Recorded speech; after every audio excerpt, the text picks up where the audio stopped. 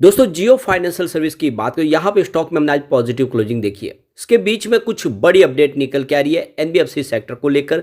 सरकार की तरफ से जिस तरह से कुछ डिसीजन लिए जा रहे, उसके बाद एनबीएफसी में भी कुछ बड़े बदलाव किए जा रहे। अब आप समझ ही सकते हो कि जियो फाइनेंशियल सेक्टर इस सेक्टर में नई एंट्री कर चुके हैं और आने वाले समय अपने बिजनेस को तेजी से आगे बढ़ाएंगे। तो जियो फाइनेंशियल सेक्टर के लिए क्या चैलेंजेस हो सकते हैं और किस तरह से उन सब से वो पार पड़ेंगे, जानने की कोशिश करेंगे इस वीडियो के माध्यम से। सबसे जो बड़ी बात है कि बहुत बड़ा घराना साथ में है रिलायंस इंडस्ट्री, और काफ़ी बड़ा इनके पास फंड भी है। तो इनको फिलहाल फंड्स के लिए तो ज़्यादा प्रॉब्लम की बात नहीं है, लेकिन बिजनेस को किस तरह से आगे बढ़ाना है।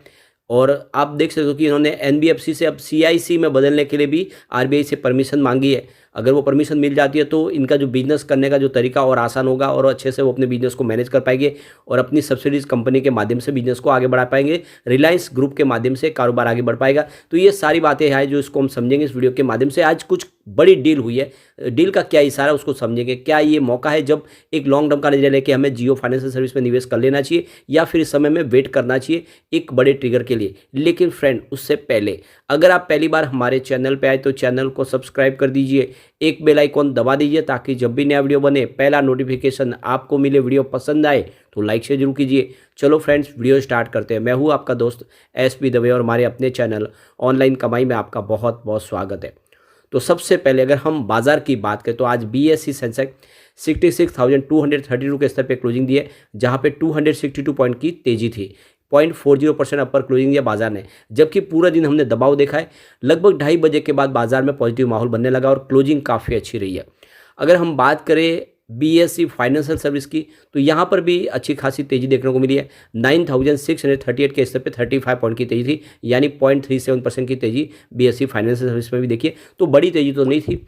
और अब जियो फाइनेंशियल सर्विस की बात करें तो स्टॉक की शुरुआत 228 पर हुई, पॉजिटिव शुरुआत हुई क्योंकि फ्राइडे को क्लोजिंग थी 226 के आसपास। इंट्राडे में 232 का हाई भी बना, यानी काफ़ी अच्छा स्टॉक दौड़ा। जो लो बना वो 225 का, यानी एक ही दिन में आप देखें तो गिरावट और तेजी का दोनों का ही माहौल बना है। 225 से 232 का बड़ा जंप है, करीब 7 रुपये का मूवमेंट देखने को मिला आज काफ़ी दिन के बाद। अंत में क्लोजिंग 226 के आसपास रही, जहाँ पे 0.088% की तेजी थी। तेजी बड़ी तो नहीं थी, लेकिन इंट्राडे में तेजी काफ़ी अच्छी बनी थी। अब आप देख सकते हो कि पिछले 6 महीने के हिसाब से देखें तो आपको यहाँ पे 9% की गिरावट दिखाई देगी। अब उस हिसाब से देखें तो इसमें आप देखें तो तेजी का माहौल बना। 1 मंथ की बात करें, यहाँ पे आपको 3.52% की तेजी देखने को मिली। 219 के आसपास स्टॉक था, इस समय 226 के आसपास है। और अगर हम बात करें 5 डेज की तो 4% की शानदार तेजी बनी है। तो कुल मिला के देखें तो अब गिरावट के बाद इसने फिर से माहौल पॉजिटिव बनाना शुरू किया है। वैसे इसकी परफॉर्मेंस देखें तो 20 नवंबर को स्टॉक 215 के आसपास था, 2.4% की गिरावट हुई। लेकिन बात करें 21 नवंबर की तो स्टॉक फिर से 220 के आसपास आ गया, 2.2% की शानदार तेजी के साथ में। तो ये स्टॉक के साथ हमने देखा है काफ़ी दिन से कि जैसे 220 से स्टॉक नीचे जाता है, एक शानदार तेजी के साथ स्टॉक फिर से 220 के ऊपर चला आता है।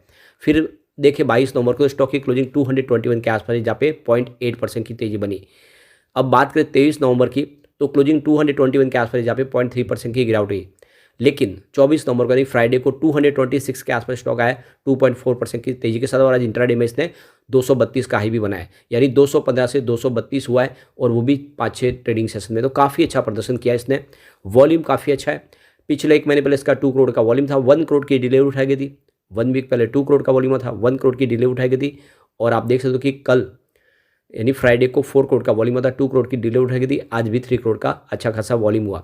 अब 202 इसका 52 वीक का लो है, हाई 266 का है। स्टॉक देख सकते हो इस लेवल पे, अगर आप देखें तो ऊपर के लेवल से भी 40 रुपये नीचे आपको मिल रहा है। तो यहाँ पे आरबीआई की तरफ से जिस तरह से सख्त फैसला लिया गया है कि जो अब लोन बांटते जो अनसिक्योर्ड लोन, उसके ऊपर आप देखें तो जो है सरकार की तरफ से कुछ सख्त कदम उठाएगा। उसके बाद में इंडिया रेटिंग की तरफ से जो लेटेस्ट रिपोर्ट निकल कर आई है, इस रिपोर्ट में कहा गया कि अब एनबीएफसी है जो अपने फंड रेज के लिए देख सकते हो कि यहाँ पे शॉर्ट टर्म कमर्शियल पेपर के माध्यम से फंड रेज करेंगे, और उनके माध्यम से वो कॉस्ट जो है उनकी फंड रेजिंग की संभावना बन जाएगी। रेटिंग इंडिया रेटिंग के हिसाब से मानना है उनका कि एनबीएफसी अब ज़्यादा कैपिटल मार्केट से भी बोरो करने की कोशिश करेंगे।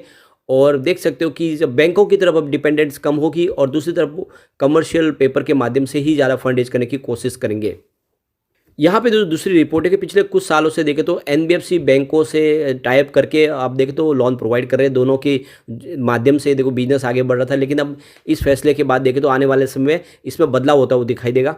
तो आरबीआई गवर्नर के इस नए फैसले के बाद देखें तो अब बैंक है जो एनबीएफसी के साथ में बिजनेस करने की बजाय अपने डायरेक्ट कस्टमर ढूंढेंगे और उनकी जो डिपेंडेंस है एनबीएफसी के ऊपर वो कम होती हुई दिखाई देगी। आने वाले समय बिजनेस का मॉडल अब बदलता हुआ दिखाई देगा। एनबीएफसी को अपने हिसाब से फंड रेज करना होगा, उनके लिए अपने सोर्स तलाशने होंगे और बैंक अपने लिए कस्टमर ढूंढेंगे। यहाँ पे जो सबसे बड़ी प्रॉब्लम एनबीएफसी के लिए, क्योंकि एनबीएफसी को फंड रेज करना मुश्किल होगा। बैंकों को तो प्रॉब्लम है, वहाँ पे एफडी के माध्यम से और करंट और सेविंग अकाउंट के माध्यम से उनके पास फंड आ ही जाता है, वो उसको इस्तेमाल कर सकते हैं। लेकिन एनबीएफसी के लिए वो रास्ते नहीं है। तो ऐसे में उनके लिए इस समय ये परीक्षा की घड़ी है, किस तरह से वो फंड रेज करेंगे। तो देख सकते हो कि वो उनके लिए रास्ते उनको तलाशने होंगे। जो बड़े मजबूत घराने हैं उनको तो प्रॉब्लम नहीं है, जिसमें जैसे रिलायंस इंडस्ट्रीज का है, तो आप देखो कि जियो फाइनेंशियल सर्विस को इसकी प्रॉब्लम नहीं होगी। और वैसे ही आप देख सकते हो कि बजाज ग्रुप के साथ में भी है, वो अपने लिए फंड अपने अरेंज कर सकते हैं। लेकिन आने वाले समय इसके लिए हमें देखना होगा कि किस तरह से रास्ते आगे बढ़ेंगे। और इसके लिए एक अपॉर्चुनिटी तो जियो फाइनेंशियल सर्विस के लिए काफ़ी अच्छी निकल कर आई है, क्योंकि अब उनको बिजनेस करना आसान हो जाएगा इस सेक्टर में। एक बड़ी अपडेट और निकल के आ रही है, इस समय आरबीआई बहुत तेजी से पेनल्टीज बढ़ा रही है, चाहे एनबीएफसी हो या बैंक, जो भी इस समय किसी नियम को तोड़ रहा है उसके ऊपर पेनल्टी लगाई जा रही है। आप देखें कि करीब 26 करोड़ से लेकर 34 करोड़ की पेनल्टी लगाई गई लास्ट ईयर में। और अलग अलग बैंकों के ऊपर आप देखें तो जिसमें वो जो कम्युनिटी जो गाइडलाइंस बनाए गए हैं बैंकों के लिए, उस गाइडलाइंस का या लैंडिंग का या डिले पेमेंट हो, इंटरेस्ट पेमेंट में सीनियर सिटीजन से संबंधित कोई प्रॉब्लम हो, उस सब में अगर आप किसी भी तरह से अगर उनकी कोई चूक पाई जाती है तो तुरंत उनके ऊपर पेनल्टी लगाई जा रही है। बड़ी बड़ी बैंकों को भी नहीं छोड़ा जा रहा है, जिसमें इसमें बैंक ऑफ बड़ौदा पे भी पेनल्टी लगाई गई है। तो इस समय आरबीआई बहुत ज़्यादा सख्त हो गई है और वो चाहती है कि आने वाले समय में बैंक मजबूती से अपने कारोबार को आगे तो जरूर बढ़ाए, या फिर एनबीएफसी हो किसी प्रकार की कानून का उल्लंघन न करे, इसलिए सख्त है और इसलिए पेनल्टी लगातार लगाई जा रही है।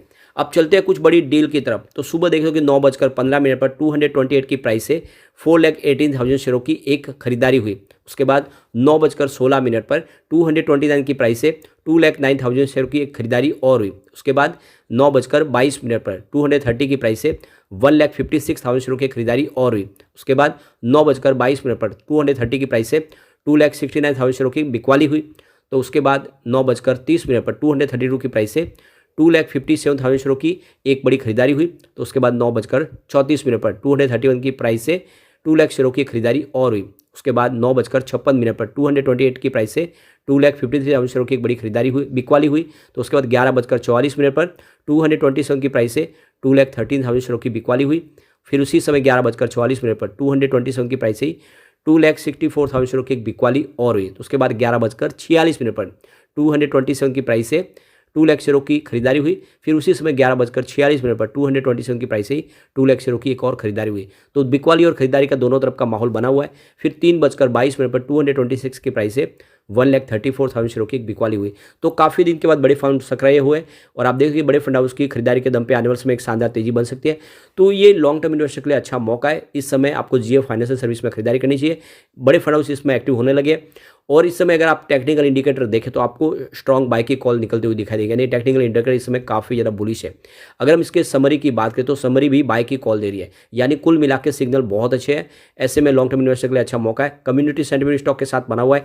83% बाय की कॉल है, 17% सेल की कॉल है। लोगों का रुझान बहुत ज़्यादा स्टॉक के साथ पॉजिटिव बना हुआ है। ऐसे में आपको निवेश जरूर कर लेना चाहिए। लेकिन फ्रेंड, कोई भी इन्वेस्टमेंट करने से पहले अपने फाइनेंशियल एडवाइस से बड़े ले ले या अपना खुद का रिसर्च करें, क्योंकि मैंने वीडियो आपके एजुकेशनल पर्पज़ के लिए ही बनाया। वीडियो पसंद आए तो लाइक से जरूर कीजिए और चैनल को सब्सक्राइब कर दीजिए। Thank you friend.